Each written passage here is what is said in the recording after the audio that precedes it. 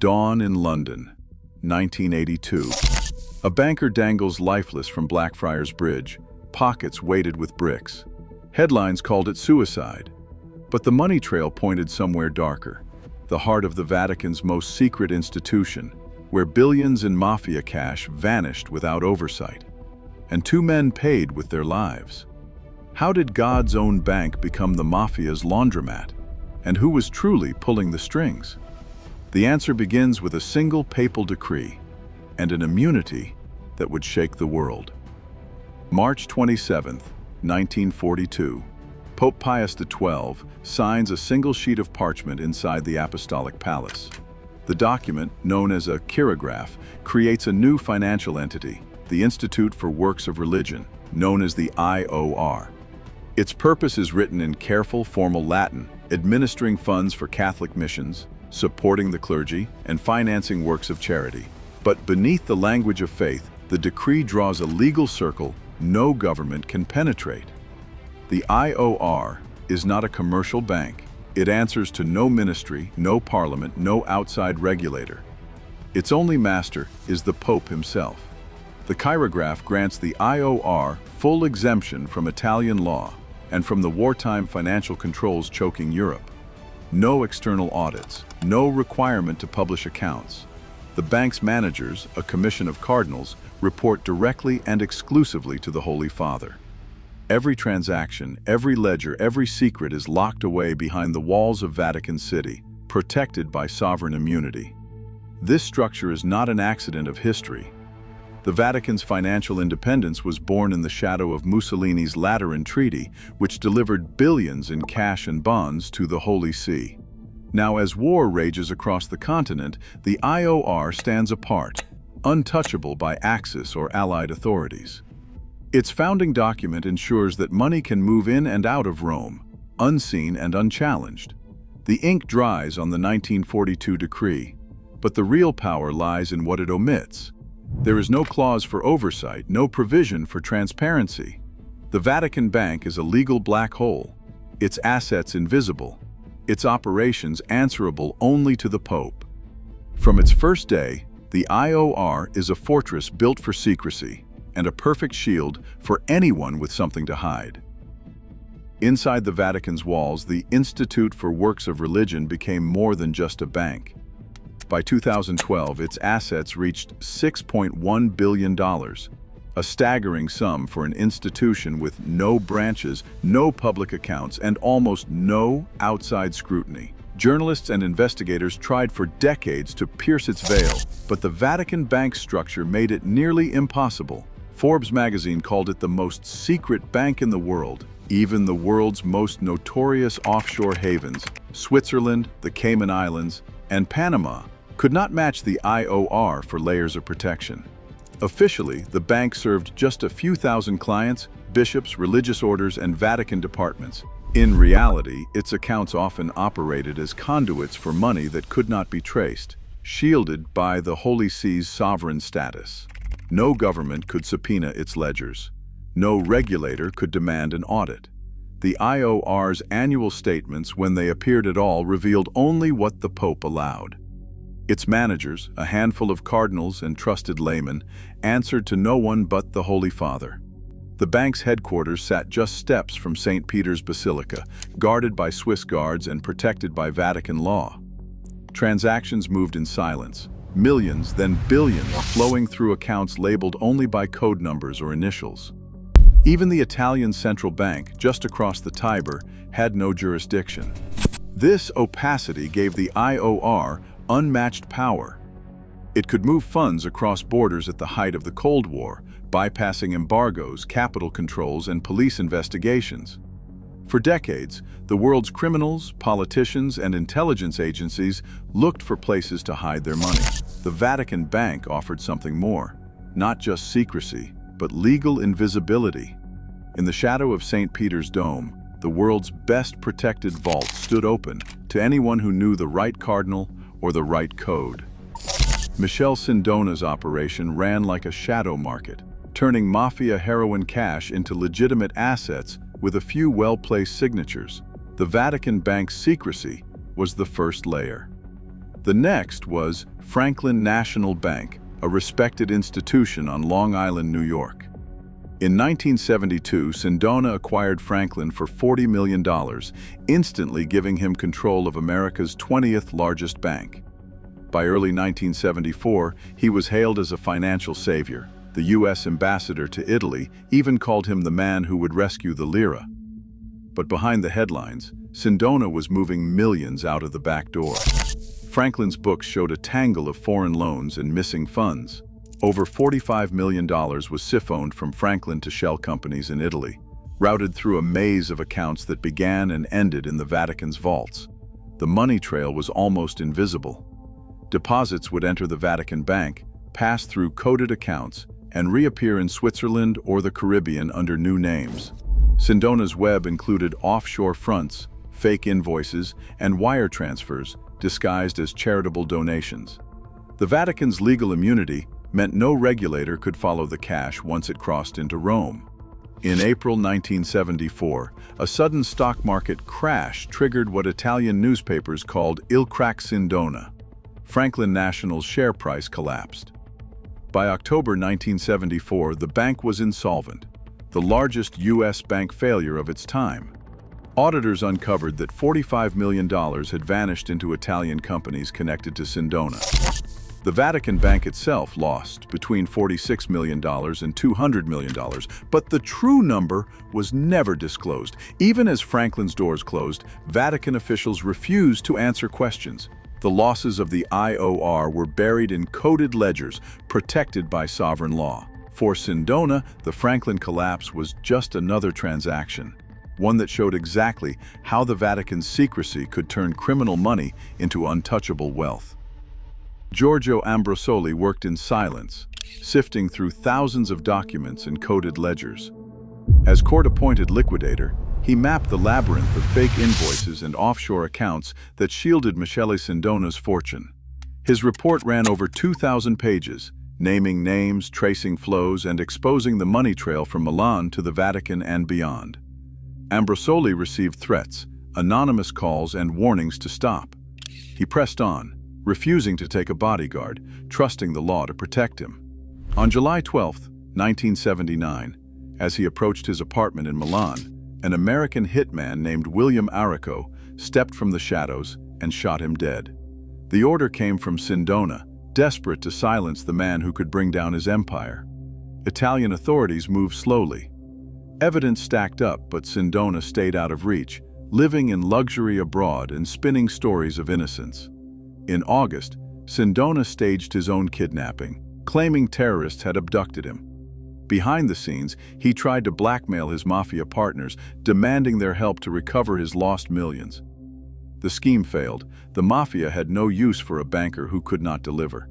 By 1980, Sindona faced justice in the United States. Convicted on 65 counts of fraud, he received 25 years in prison. 4 years later, he was extradited to Italy to stand trial for ordering Ambrosoli's murder. On March 18, 1986, a Milan court sentenced him to life. 2 days later, in the high-security wing of Vahera prison, Sindona drank his morning coffee. Within minutes, he collapsed. Cyanide had been mixed into his cup. The dose was massive. It was enough to kill a horse. Guards swore the food was sealed, the surveillance constant, but the chain of custody had gaps no one could explain. Sindona lingered in a coma for 2 days before dying on March 22, 1986. No suicide note, no clear answer. Whether by his own hand or someone else's, the man who laundered billions for the Mafia and the Vatican met his end in final silence, leaving behind a trail of bodies and secrets. In March 1981, Italian police raided a nondescript apartment in Arezzo. Inside, they uncovered a secret membership list, the propaganda do known as P2 Masonic Lodge. The names read like a blueprint for power, listing bankers, generals, politicians, and spies. Among them were Michele Sindona, Roberto Calvi, and Licio Gelli, the lodge's Grand Master. The P2 files revealed a clandestine network that crossed every boundary, reaching government, finance, and organized crime. Parliamentary investigators traced connections from Rome to Milan, from the Vatican Bank's coded accounts to the Mafia's strongholds in Palermo. The lodge promised protection for its members, legal favors, insider information, and when necessary, violence. As the P2 scandal broke, the pressure on those inside the circle grew deadly. Calvi's deputy at Banco Ambrosiano resigned after receiving Mafia death threats. His replacement lasted just months before being gunned down in broad daylight by the Banda della Maliana, Rome's most feared gang. The message was unmistakable. Loyalty to P2 and its criminal partners was enforced at gunpoint. Parliamentary inquiry records detailed a shadow government where decisions were made not in public chambers but in smoke-filled rooms with envelopes of cash and whispered pledges. The lodge's reach extended to the judiciary, shielding its members from prosecution and silencing dissent. Bankers who questioned suspicious transfers found themselves isolated, threatened, or worse. The exposure of P2 shattered the illusion of clean lines between church, state, and underworld. For the Vatican Bank, the revelation was catastrophic. Its most trusted allies were now implicated in a criminal conspiracy, and the walls of secrecy that once protected billions began to crack. But as investigators closed in, the violence only escalated, and the true scale of the missing money and who benefited remained hidden behind a fortress of fear. In 1982, auditors searching Banco Ambrosiano's books found a hole no one could explain. $1,287 million had vanished. That money should have been held in accounts, but instead it was gone, rerouted through a thicket of offshore companies. The trail led from Milan to Panama, Nassau, and Luxembourg, through hundreds of shell corporations, each little more than a name on paper, all tied back to the Vatican Bank through coded ledgers and secret guarantees. Letters of patronage, issued on Vatican letterhead and signed by senior officials, vouched for these shells. The documents did not create legal liability, but they opened the doors for Ambrosiano to borrow massive sums from international creditors. The loans were supposed to be safe. Instead, the money was funneled through those offshore fronts, reappearing in Swiss accounts under new identities, or simply disappearing without a trace. As the crisis deepened, Roberto Calvi realized the scale of the catastrophe. On June 5, 1982, he wrote directly to Pope John Paul II. In the letter, Calvi warned of a catastrophe of unimaginable proportions. The numbers were not abstract. If the missing $1,287 million could not be accounted for, the collapse would not just destroy Ambrosiano. It would pull the Vatican Bank into the abyss, dragging the Holy See's finances and reputation with it. Calvi pleaded for intervention, hinting that disclosure of the Vatican's role would trigger a global scandal. The letter was desperate, blunt, and final, written as the walls closed in. Behind the scenes, investigators pieced together the mechanics. Each shell company appeared independent, but the articles of incorporation linked them to Calvi's circle and through letters of guarantee to Archbishop Marcinkus and the Institute for the Works of Religion. The Vatican Bank's legal immunity meant the real money trail vanished at the border of Vatican City. With the gap exposed and the warning delivered to the Pope, the question was no longer whether the Vatican was involved, but how far the damage would spread and who would pay the price as the cover-up began to unravel. In July 1982, a London coroner ruled Roberto Calvi's death a suicide. The body was found hanging from scaffolding beneath Blackfriars Bridge, pockets stuffed with bricks, an orange rope tied in a lover's knot. But the evidence never fit. Forensic experts noted his shoes were spotless, no traces of paint or rust from the metal poles, and no mud from the Thames foreshore.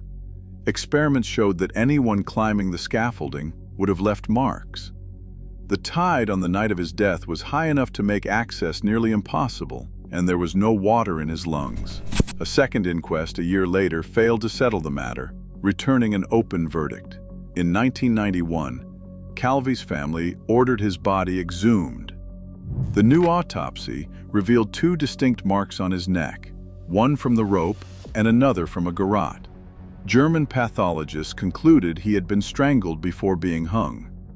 There was no evidence of a suicide note and no sign he had climbed down to the spot himself. The case went to court in Rome in 2005. 5 men stood accused, including Mafia boss Pippo Callo. The trial lasted 2 years. Despite the forensics, all were acquitted for lack of direct evidence. In 2012, a mafioso confirmed the murder contract, but insisted the real killers were shielded by the state. The truth was buried deeper than the body. In 1984, the Vatican paid $224 million to Banco Ambrosiano's creditors. The payout came with a single phrase: moral involvement. No admission of guilt, no acceptance of legal responsibility. The deal was hammered out behind closed doors, as Italian prosecutors circled and international creditors demanded answers. The Vatican's head banker, Archbishop Paul Marcinkus, never stood trial. He remained inside Vatican City, shielded by papal immunity until his death in 2006. Outside the walls, the damage lingered.